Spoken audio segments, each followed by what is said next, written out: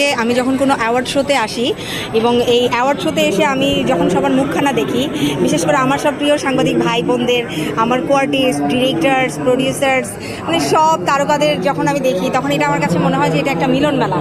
আর এই মিলন মেলায় আমার খুবই ভালো লাগে, ঈদের মতো মনে হয়।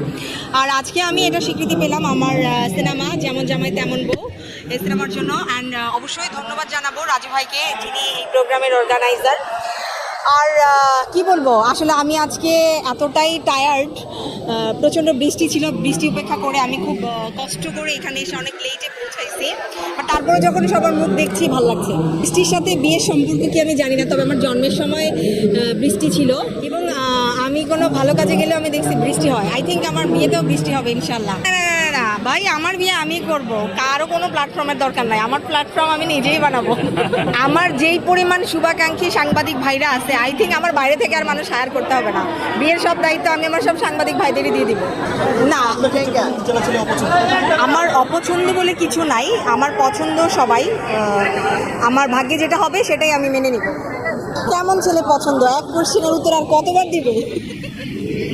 আমি যেমন আমার